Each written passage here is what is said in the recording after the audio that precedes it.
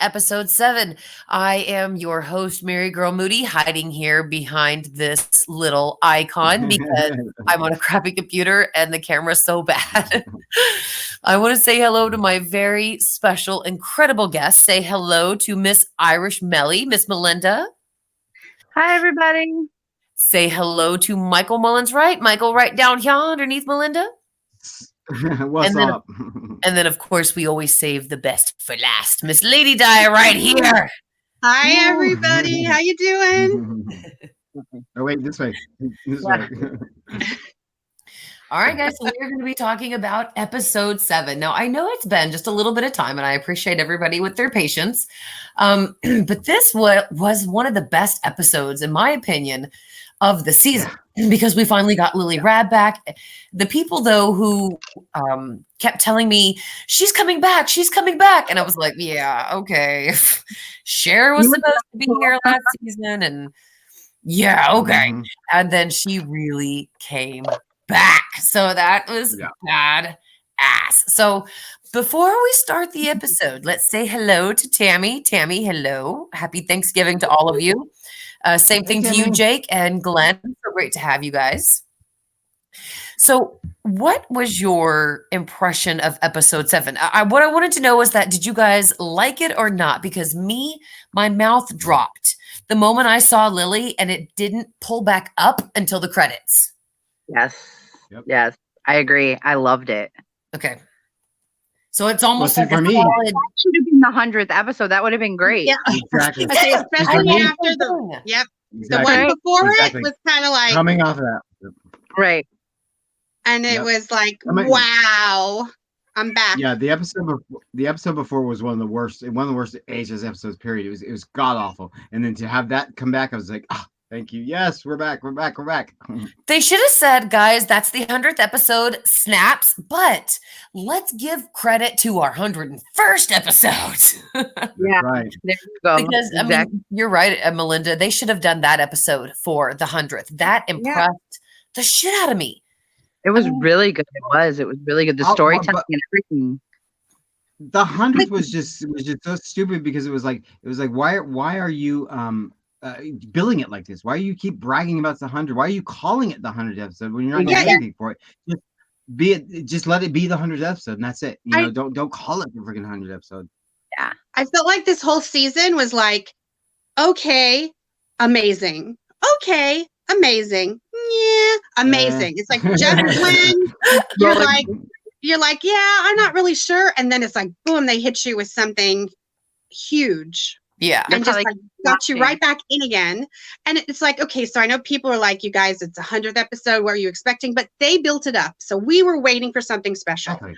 Was it, honestly, I don't think it was the first 20 minutes I loved. I loved everything until they went into Dead Man Walking Prison. I love Richard Ramirez getting captured. I love the beginning. The first 15 minutes, I was on board. But we all wanted something special to happen, even if it would have been like maybe Ryan coming on screen.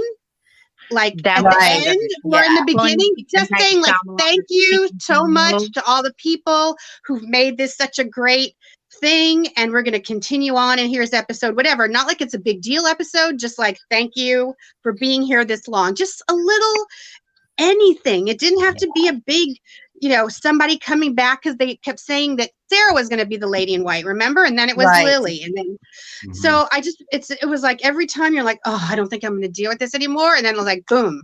And the lady in white might be my favorite because it was just like, oh, that's why everything, it kind of explained almost everything.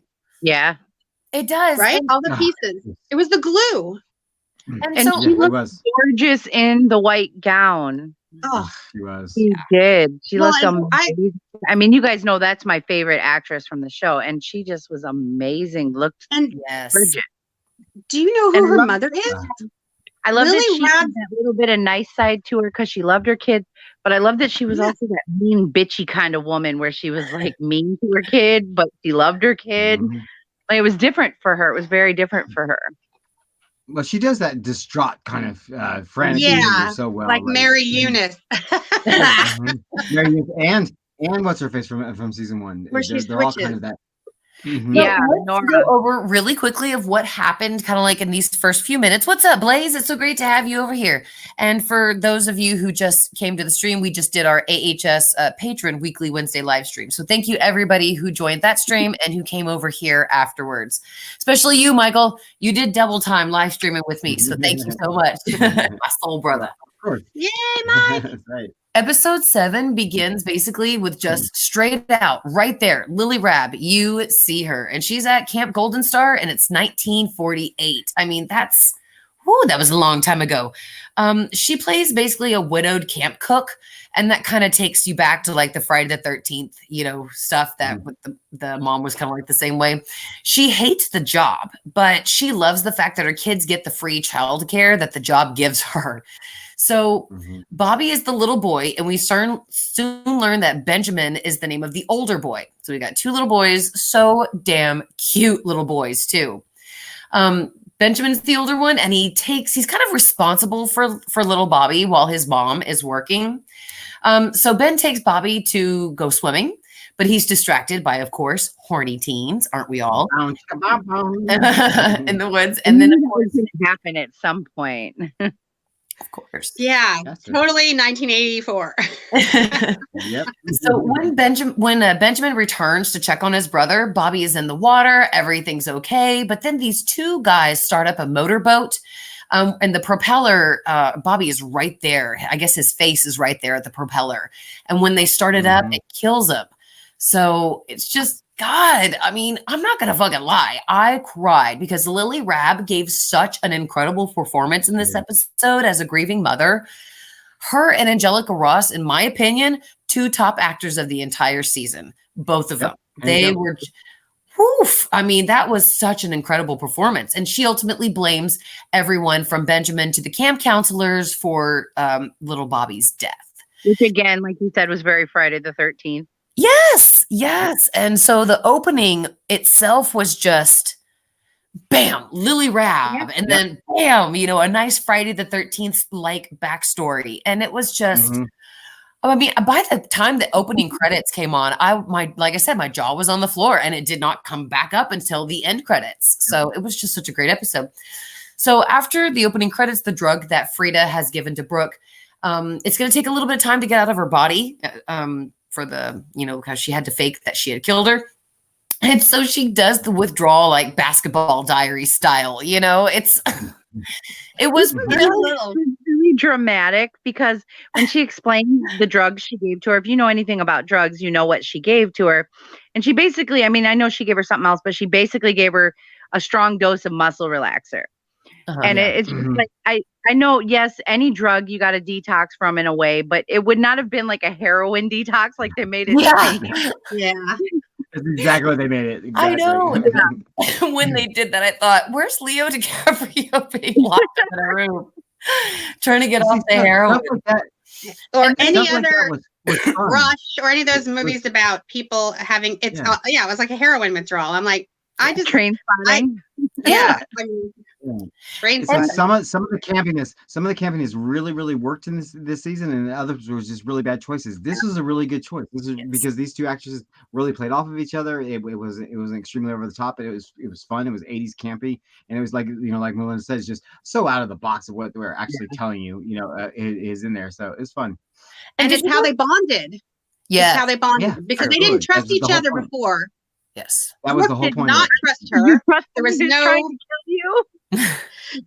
I mean, but I mean, it just all of a sudden it was like they went from this whole season was like 0 to 100, like the 80s old movies. It was all like first they loved them, then they hated them, and it was all very their rival winning. Right? Like moments were just intense, and it was 0 to 100 all the time. And you're like, and then you have your montage.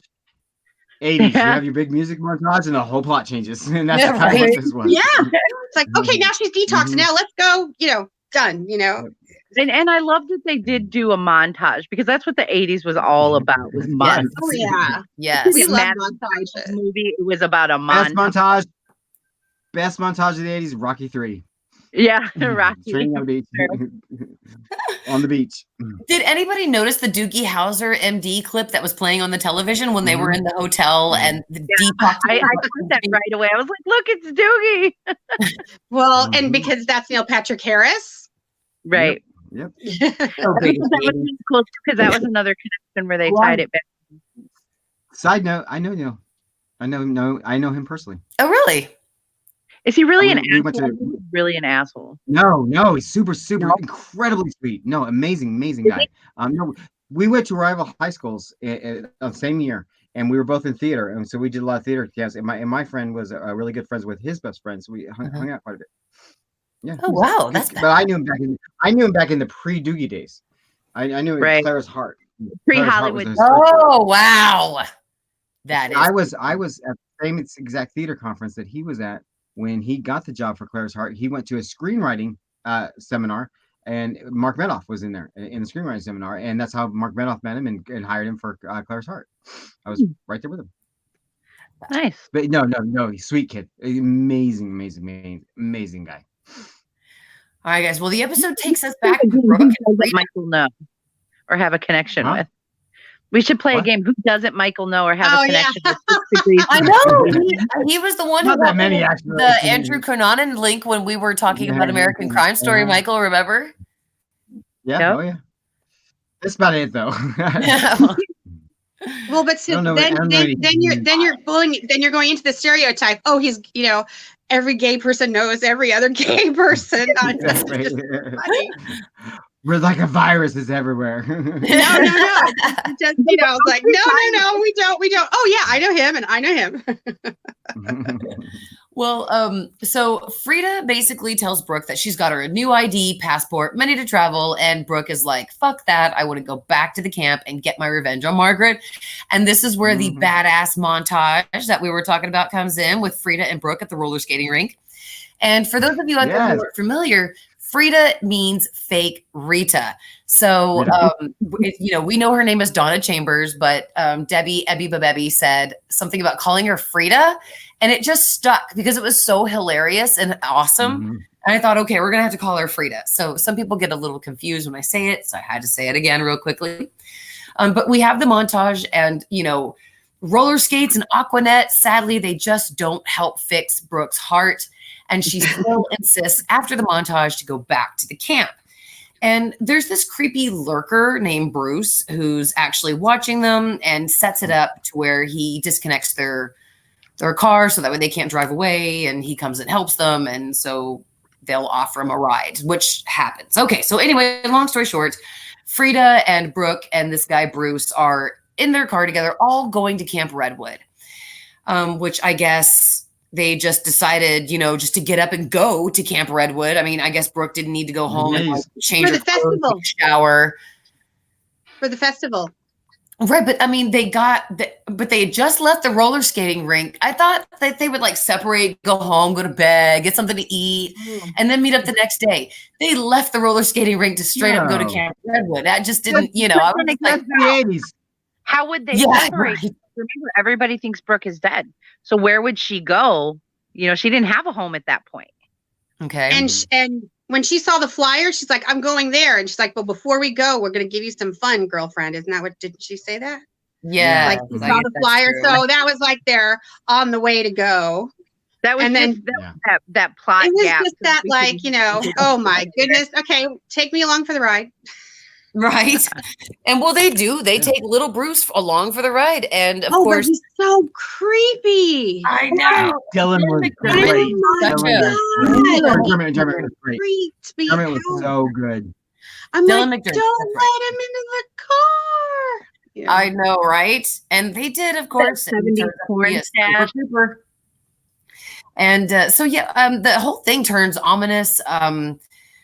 Bruce starts, sniffing some blow in the back seat and talking about murder, which I mean, for us, that's, we're like, oh, let's party, let's talk. But for Brooke, she doesn't get creeped out. I mean, I guess she must be kind of like us. But anyway, so they try to kick Bruce out of the car, but it's like, hell no, he won't go. And that's when a police officer pulls up right behind them to check on the trio. And so the girls say, hey, look, we want him to get out of our car, and he won't. So that's when Bruce shoots the cop. And the girls are You knew so smart. you knew what was going to happen. The girls were so That smart. was very. They just Bruce and just leave. That shooting of the cop was so, for some reason, it was so Texas Chainsaw Massacre to me, because Texas Chainsaw Massacre had those you're watching and oh fuck moments. Yeah, it was one of the first real slasher films that had that kind of stuff, and it played off really, really well. it did. I thought it was a pretty good job too, especially when I wondered how the fuck is Bruce going to get out of that, and then he shoots the cop, and it's like, oh, well, that's how he's going to get out of that. Yeah, I was like, shit. So when Bruce gets out of the car after he shot the police officer, and Frida and Brooke did the right thing and they got the fuck out of there. Sadly, though, they don't check behind their rear view, because when they stop at a stop sign, or I think at a light, that's when Bruce is in the police car and comes up and rear ends them. Again, gotta check your back mirrors. Not rear end them. He smashed into them. Yeah, he sandwiched them between that other car. That was brutal. Now, also, when Ben goes back to the camp, I don't understand. The ghosts are holding Ben hostage so they can get revenge on him, which he didn't kill really any of them. I think the only person he killed was Ray and Xavier. And the two fake Jingles, the fake Jingles. Right, but he didn't kill like Montana or Trevor or Chet, and it's like, why are the rest of those ghosts so pissed off at Jingles, wanting to get revenge on him? He didn't even do anything to them. But I think that they think that he has a tie to everything, and then Xavier is being such a little, he's kind of like, you're the one that ruined my face and I could never be a television actor. Yeah. He killed Birdie. He killed Xavier. So they're and then those other guys, and they don't know that I don't think they believe that he didn't kill everybody in the cabin yet. I think they think he's still the crazy murderer, because they haven't figured out the whole Margaret thing, or is that? I just don't get though why Chet is. Oh, I'm sorry. I don't understand why not Chet. Excuse me, Cody Fern's character. Damn it, Xavier. Thank you. I don't understand why Xavier would be pissed at Jingles, because he's the one who killed Jingles, and then specifically Margaret killed him. I mean, does he not remember that? I wonder. About his pretty face is his whole thing. Yeah, he was freaked out about what Jingles did that he threw him in the oven. Right. Yeah. Margaret's and when he came out, he's like, my face is burned. Oh yeah, they did know Margaret was bad. Also, they're rogue ghosts. They got nothing else to do. Right. Yeah, they're just bitter. That is very true. They got nothing else to do except kill, screw each other. I mean, it's like they don't have much going on. And at this point, they're all still very different than they're going to be another point. Again, 0 to 100.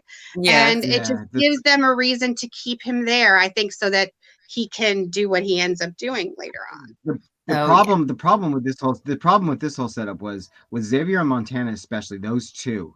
The writers just really didn't know what to do with them, and it's like they had these great, huge character building all the way up to this point, and then all of a sudden they made them into cartoon characters. Whereas Ray and Augustus' character, they all still had some meat to them. Margaret, even when she was posted, had some meat to them, but specifically Xavier and Montana were just like these caricatures. They're kind of like the sidekicks in Pose. They were just characters, and it's like where did their whole plot development go? Their whole character development, and that's why I think that why they're so anti-Jingles is Xavier is just running the show. He's just everything is black and white. Everything is sure. But once Montana gets Trevor, then she's better. Then she's not so crazy. Yeah, because they gave Montana something. They gave her Trevor to change the character arc. S. Mark brings up a really great point, and I just saw it, so I wanted to show it up real quick. He says, wouldn't the 70s ghosts know that they were killed by Margaret, and hence would tell the 80s ghosts that Margaret? I probably was wrong. I think they knew it because Margaret killed Xavier. So maybe they told them it wasn't Jingle. Oh, yeah, they were. Never see them have much. At this point, the 80s ghosts had to have known. But that's they probably knew. Like, I mean, why wouldn't the 70s ghosts? Because they would have known at that point. But then again, I don't know, maybe they're playing off like the whole memory loss thing. And you know how the ghosts, when they first come back, they don't remember clearly or know things. Because remember, Jonah, he caught the end and didn't know that Margaret was a killer. Oh, yeah. That's a good point. Well, but he didn't see her. Remember, she said, Jonah, what did you see? and he looked and he ran. I couldn't but help the you. other ones who were actually killed by her should have told him. I mean, I guess maybe they all knew everything at this point, but I guess it's kind of semantics. They're all just, he's a bad person. We're here and we're going to be, you know, we're going to do justice, you know. What that is. Huh? Very 80s plot gap is what that is. Oh, yeah. Well, yeah, exactly. You had to keep it simple. It was your A story. You went with it. That's it. Well, and you got to think too. I love it. Well, we'll talk about when we get to the finale. But during the slasher movies of the 80s, you know, at that time, I don't think people were as aware of things as they are now. The world wasn't a great place, obviously, like it is now. I mean, but not that it's great. I'm just saying that, like, it's only gotten better. People's eyes have been opened more, I think, to things. Yes. So I think it was more one of those things where people were a little more oblivious to things. People didn't ask as many questions when they watched these movies. I mean, you always had that one friend, because I'm that friend. Me. But you always had that one, you know, but then I think as like psychological thrillers and psychological horror got bigger over the years is when people really started asking those questions and paying attention to plot holes and gaps and things like that. Yeah. Those horror films, those slasher films in the 80s were about turn off the brain, get the popcorn, and go along for the ride. You weren't meant to think. Just like this whole season, just let's have a good time. Yeah. We'll ride it up, we'll ride it down, but at the end of the day, we're going to keep it simple. Just keep it simple.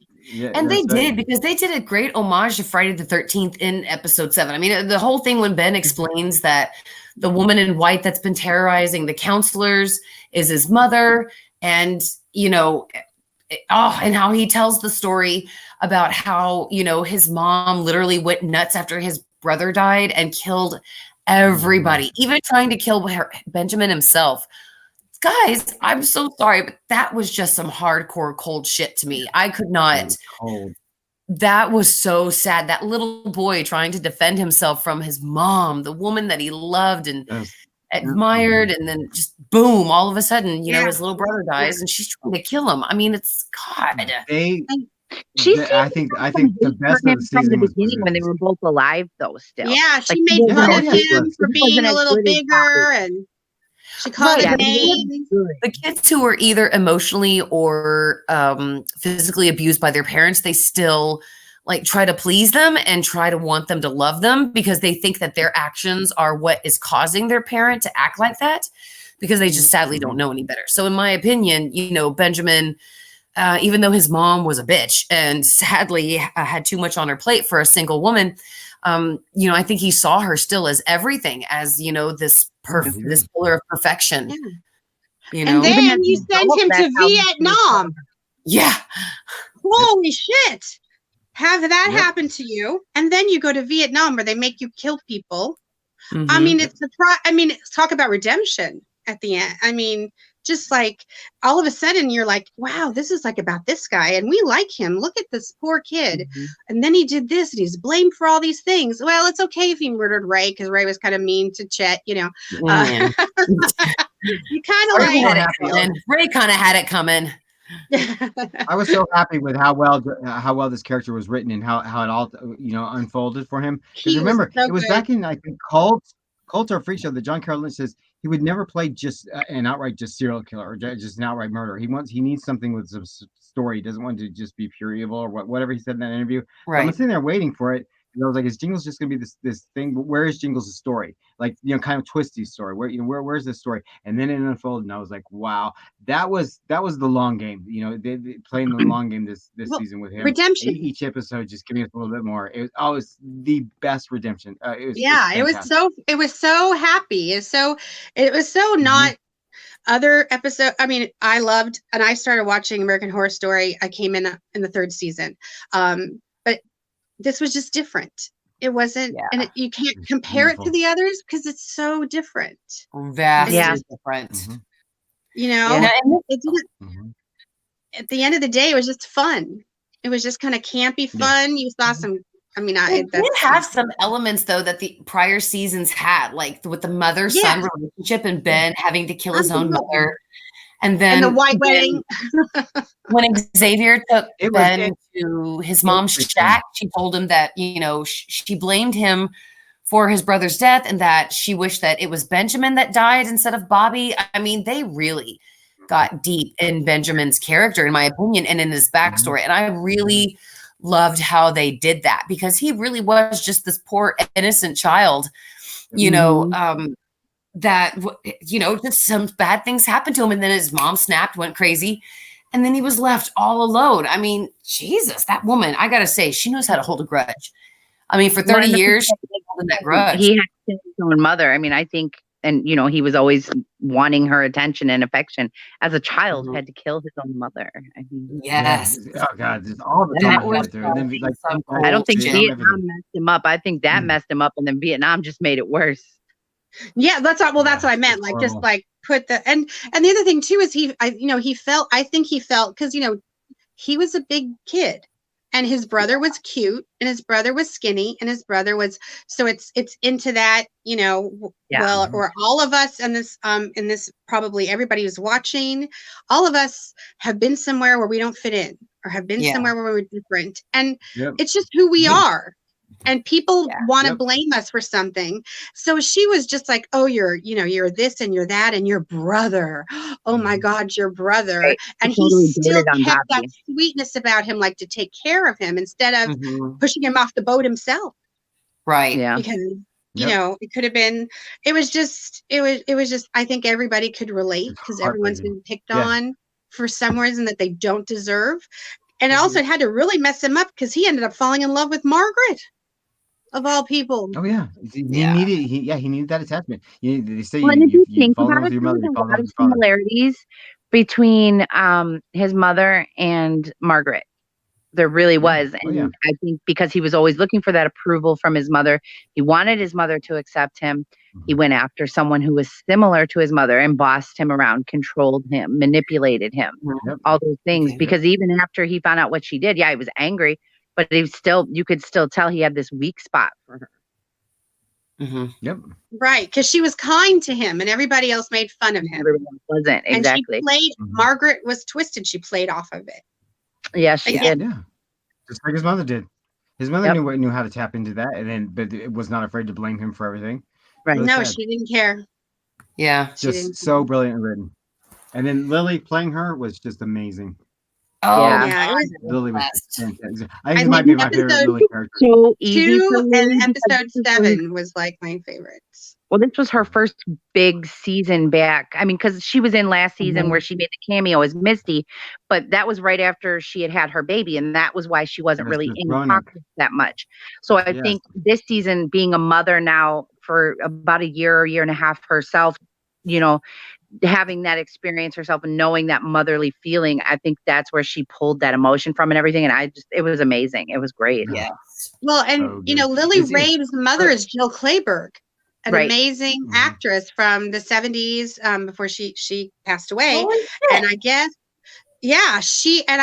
Ryan was friends with Jill Clayburgh, and he's known Lily Rabe his entire life. That doesn't surprise me. Yeah, it makes sense. I researched this kind of stuff because I've no. But yeah, that is Jill Clayburgh's daughter, and because Jill Clayburgh's an amazing actress, and she's been friends with Ryan since she was a little girl. Hiring the children of famous people. Well, Lily now, in my eyes, Lily now has proven herself to be one of those all-star veterans of this show. Because you look at her 3 prominent characters, this one, the one in Asylum, and then the one in Murder House. It's like all of them have that same kind of twisted, frantic, eerie, spin off the top behavior, but they're also distinctly different. You can they're very, very, very different. And even Misty, totally different. Even if you want to throw her in. Yeah. And then in The Witch, she was like the sweetest girl. Well, and in Roanoke as well. In Roanoke, it was such a departure for Lily. I mean, it wasn't her best performance, but it was such a huge departure from everything that she's played. Even before. her tiny role in Hotel was amazing. Oh God, yes. Yeah. Eileen Wuornos. It took me a minute to know it was her. I didn't know it was her. That's what I'm saying. With the real life characters in Hotel, they were done respectfully. Because those actors were playing them as the monsters that they were, and as the true life stories and stuff. What they did with Ramirez this season, Get out of here. Oh. Get out of town with that mess. Damn. But yeah, Eileen Wuornos, great performance. Yeah. So I mean, Ryan's just good. Look at how he raised Sarah up. Mm-hmm. He's raising Billy up. He's, all of these people are being noticed because he's putting them where they need to be to get noticed. Thank goodness. I'm so glad Finn came back at the end of the season. Oh, Yeah, that was such a nice surprise. Another amazing performance. I think it's one of Finn's best TV performances ever. I mean, he was so. It felt like that character was in the entire season. It's like we knew him before the first commercial break ended. We knew who he was, what he was all about. It was an amazing performance. And it was the small, you're like, oh, it's just one episode. Or even Dylan, oh, he's just in like a little piece here and there, but everybody was casted so perfectly, in my opinion. Yeah, like, because we were all bummed because it wasn't the same cast, but I couldn't imagine anybody playing those people. No. The Anybody people else? that they did with, even ones that were not maybe my favorites, because there are some people that are not my favorite in there, but give them, so even people who are not my favorite people played people that I liked. They said, where's Sarah? Where's Evan? We didn't need them. We did not need the interruption of Sarah. No, we didn't. Because I think just like we did fine when Jessica Lange left. The whole fandom was like, oh my God, the rest of the season's going to be shit.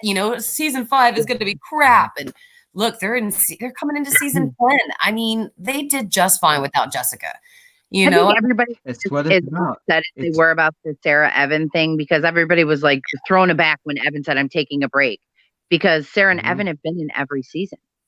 So that was that constant for the fans, that it was like, what? We're not going to get that. So it was like they weren't sure if the season was going to be as good as previous seasons.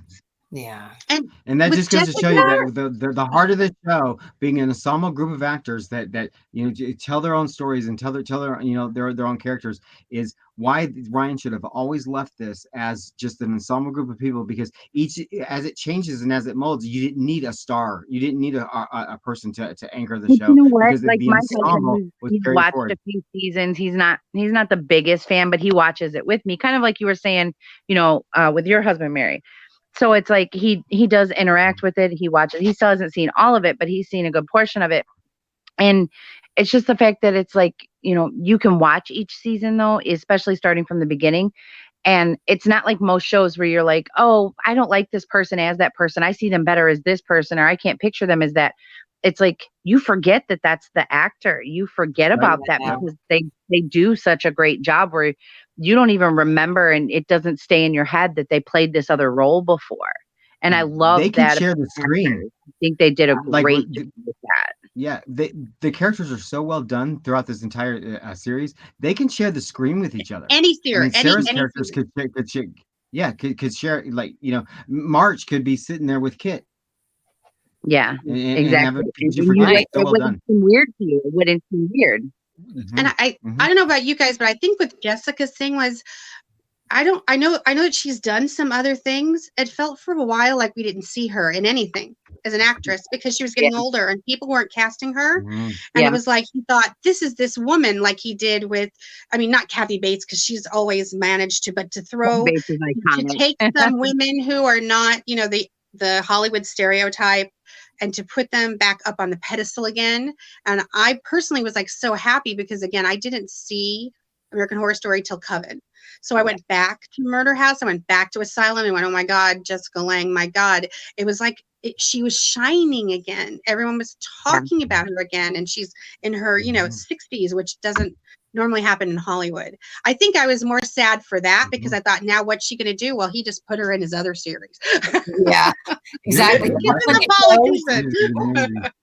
Well, remember, she retired, but then all of a sudden she said, I came out of retirement just for Ryan. Is that okay? There's something, it felt like she was gone for a little while and we didn't see her, and we remembered like, oh, we love her. Yeah, she's amazing. So I think it was more that for me personally, but maybe other people were like, well, she has to be in it. But it's almost like she led the way. Sarah led the way, and now Sarah's giving it to Emma, or giving it to Billy. Sarah had said something similar to that in an interview before about Jessica, about working with her, that it was like, she had kind of passed the torch to her and things like that too. Yeah, and he just takes women who he raises them up, Angela, and then he puts her in a different. I mean, it's just the way he does everything. I think it's just him as a person, and it makes everybody happy and makes him. He just treats people well. Yes. He's very smart with casting. But everyone he works with seems to love him, except for, I mean, I know there's been a few here and there, Dennis O'Hare, but we won't get into that. Was it with him with Ryan or him with just they love him? Was it him with Ryan or him with just? Yeah, him and Ryan supposedly has really kind of thing. Fallout. I thought. But I don't know. You know, this is all. You know, it's the stupid internet and people, but. All of a sudden he wasn't there. So of course, you know, it's because they're fighting. Just like now on Will and Grace, Grace is having a fight with Megan Mullally, Deborah Messing, and they don't want to see each other anymore, which is total. It's just what people do. Oh shit! It's hype to get people to watch. In real life, Megan Mullally and in real life, and they're saying Deborah Messing are having a fight that because this is the end of the. There's something that they won't be on screen together. There was some big thing like a couple weeks ago. I'm like, come on, get over it. It must be nice to give that kind of like requirements to the people who pay your job. Exactly. Be like, you know what? I'm not going to. Oh, okay, no problem. A show like why do people show like Will and Grace that did their whole reunion about bonding and about being together, and they splashed that all over. Yeah, like one of my favorite shows ever. And when I heard something derogatory about it, and I follow Deborah and I follow Megan Mullally is hysterical on Twitter. I follow them and I'm like, this is just, it's like, why do people have this like mean streak where they want to they have a need for people to be angry or mad at each other or hate each other. You know, even it's like, I think the thing with Evan and Billy Idol was Evan dressed like Billy Idol for Halloween like years ago, and they showed an old picture of him around Halloween, and he was dressed like Billy Idol because that's what he was for Halloween. So all of a sudden, Evan was going to be Billy Idol. Hype it up too. That was done on purpose to hype it up, even though they knew he wasn't going to be playing that role. And that's the problem. That's the one thing I hate about the way this show is presented. Number one, marketed, and number two, how the fans handle it and embrace the show. It's like everything is about two things. Everything is about the connections and the cameos, or about the shipping. Like, I don't give a flying fuck about who ships who. It's so ridiculous that it doesn't make any sense half the time. And it's like this whole connection thing has turned a really, really good, deep, well-written show into just this big soap opera that everybody, you know, kind of like Star Wars. Everybody's got to be related to everybody, and it's to hype you. Exactly like high school. Like, and it's like, come on, look at the bigger picture. Of it. Look at the stories. Look at the characters. It's like, stop shipping everybody. Stop wanting a cameo. It is. It really is. It's like somebody can't enjoy a show without those connections to it. It's like, what happened to just reading a good novel and soaking yourself into characters? What happened to that? That's why I think they should always be doing a new thing every single season, because you're not attached to that shipping or that connection or anything like that. You're forced back into like the Asylum and Murder House days when you're just presented a new story and presented, you know, what they're having to give us and soaking it in. But that's my rant for the day. Off of soapbox. Well, we're very anti-connection with this show. Well, and I don't think I'm sorry, there's a little echo, you guys. I don't mean to overtalk anyone. I apologize. No, that's all right. This one had a tiny little connection, like maybe when Margaret bought, you know, Briarwood. Am I saying it right? Right. Yeah.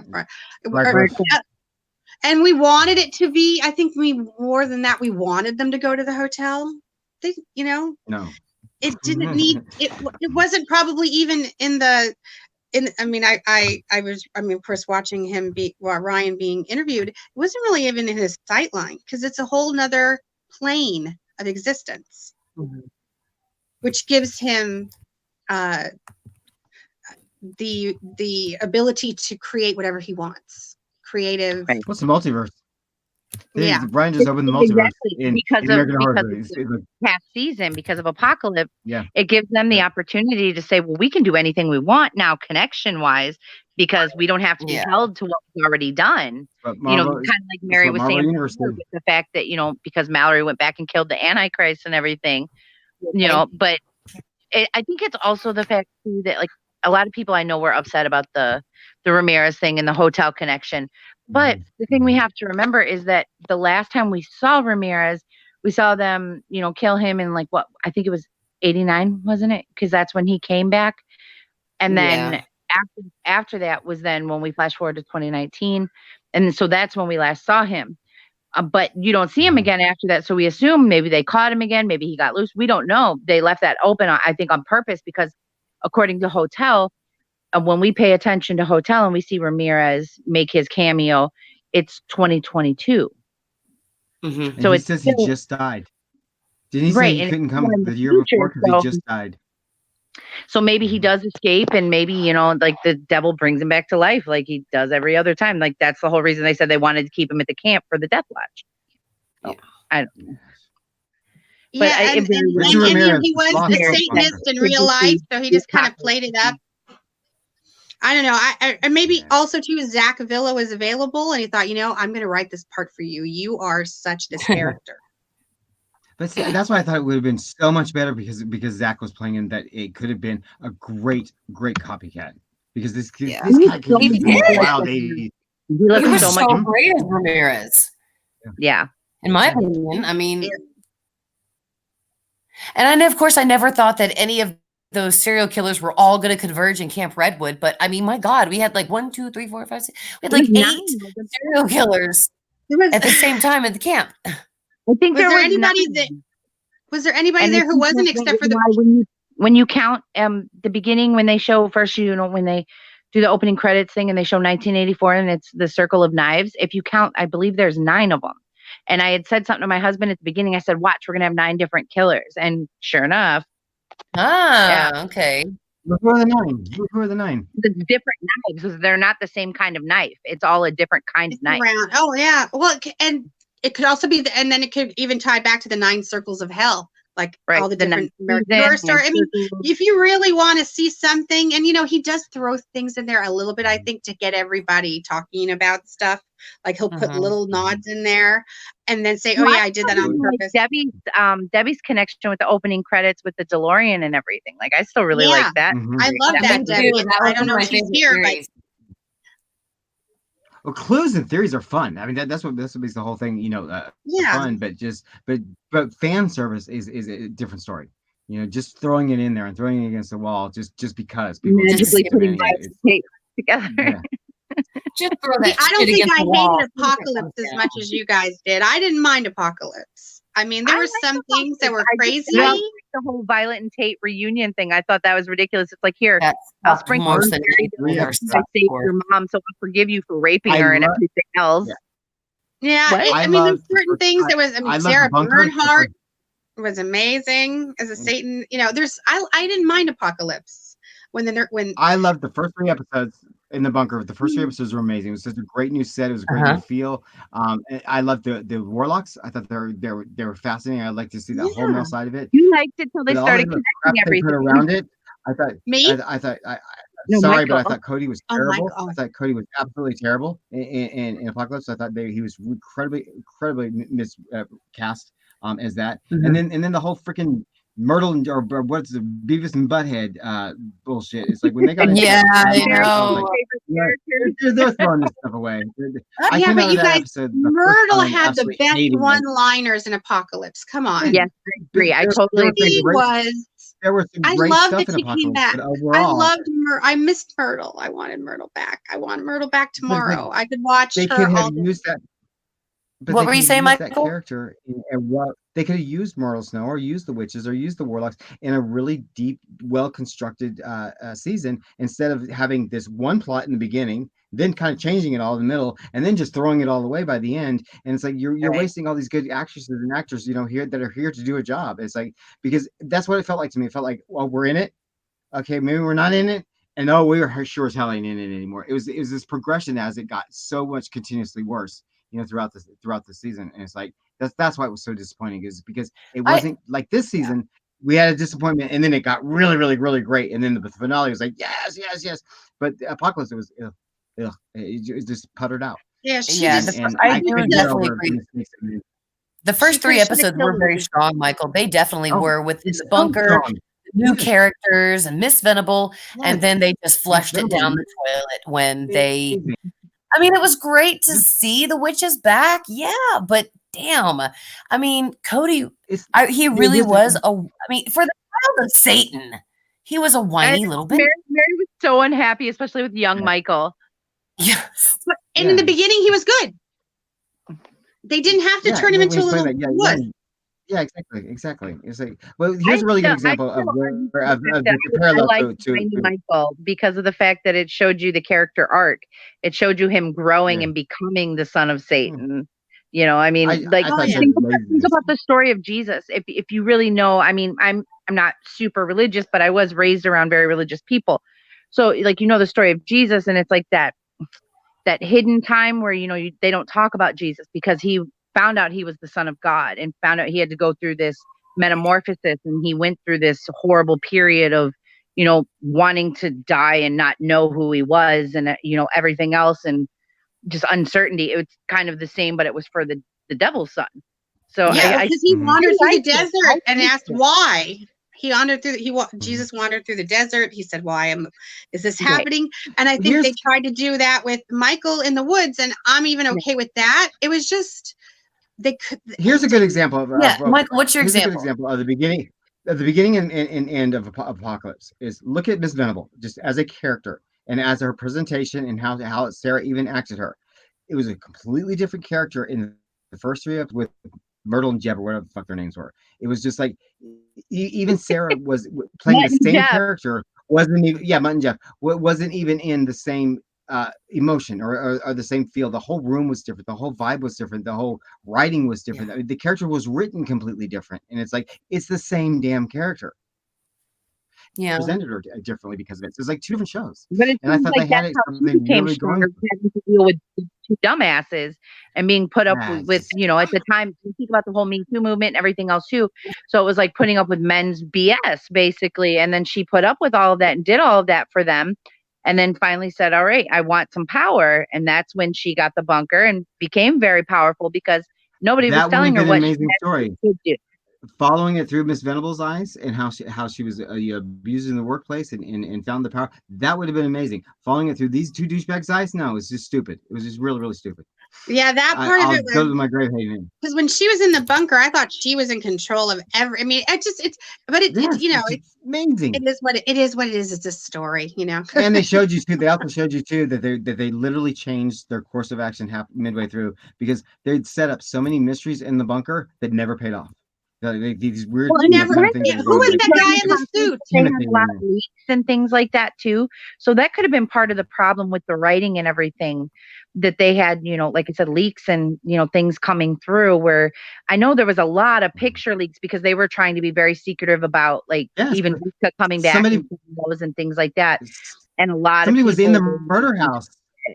Remember when Sarah was directing, somebody came in the freaking murder house as an extra on the set and was freaking filming it, and it got out on TMZ and stuff. I think it was the security guard. Yeah. Mm-hmm. So that very well could have been what changed a lot of the writing midway through too, was because they had so many problems with just security. I think I'm so mad at it because they were trying to keep it very hush hush. Yeah. It had so much potential, and that's why I think I'm most frustrated about it because they threw the potential away, and it was like you had so much there. You had the tie-ins because if you really wanted that fan service, you had everybody back. Everybody was there, and the big holy shit moments. Angela Bassett's moments in the finale. Like she said, all the murders, great one-liners. The majority of the murder house. Frances Conroy getting to see her mother. All that stuff was absolutely amazing, but the trash that was around it was like. I guess I was just really frustrated with it. Well, that's why I'm glad about this season because this season they didn't do that. No, right. I think they okay. This time and they were like, this season didn't actually anymore. I give no hate to this season. No, I came out of the season absolutely loving it. I give hate to there were some things that I didn't like in the season and some things that I really didn't like that took me out of it for certain episodes. But overall, the season delivered what it needs to. Absolutely needed it. The emotion was there, the nostalgia was there, the music was there, the whole culture was there, and I was on board for it. The fun that started for me ended on the fun that ended. So they did their job. I didn't have to like every single episode, but they really did their job. It was a feel good. It was the feel good American Horror Story, which is never add usually. Murder Motel real quickly. Then we're gonna. So I'm gonna add Chris, guys, and give our final thoughts to the episode. So that way, of course, need the ratings. Is it even? There we go. Okay, it just added Chris. There we go. So that way for your ratings, and of course, oh, never mind. I'm sorry, I don't know where. I was just trying to add him, and it wouldn't. I guess he. There we go. Maybe something happened to him. Hello. No, he's right there. Hey, Chris. Okay. There you are, Chris. Okay. So let's start with you, Michael. What did you think of episode 7, and what would you rate it on a scale of 1 to 10, 1 being the worst, 10 being the highest? 9.8. I mean, it was about as perfection as American Horror Story can get. It was a great plot-driven episode. It was a great acted episode. It was a lot of emotion, tied everything beautiful. 9.8. Okay, Lady Di, what about you? Honestly, I give it. This one was a 10 for me because it brought me so much more back into the show. And I love it from the beginning to the end. There was nothing disappointing. There was nothing bumming me out. It was like I was just into it. I forgot about everything else. So to me, that deserves a 10 just in the actual episode. Maybe not in the whole realm of everything, but the episode itself was just spot on. Okay. Agree. Miss Melinda?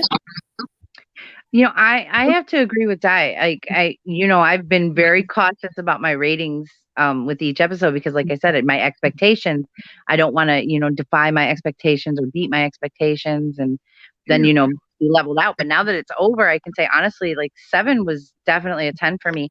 It was amazing, like everybody said, the roller coaster of the up and down of the season. And then after the disappointment of the 100th episode to come back to 7. And just like you said, the opening credits to the end credits was like, wow, like jaw open. And just Lily Rabe's performance. I mean, everybody did a great job in that episode, but Lily Rabe's just outstanding. I mean, I was ecstatic with the performance, and I was ecstatic to see her back and have such a great performance in such a big role. It wasn't such a small cameo. It's a meaningful role. Yeah. So important, so meaningful. That's right. I definitely give it a 10 as well. I mean, it was a fantastic episode. Now, Chris, what is your rating and thoughts on episode 7? Okay. First off, I'm late, beyond the word late, and I'd like to apologize. I'm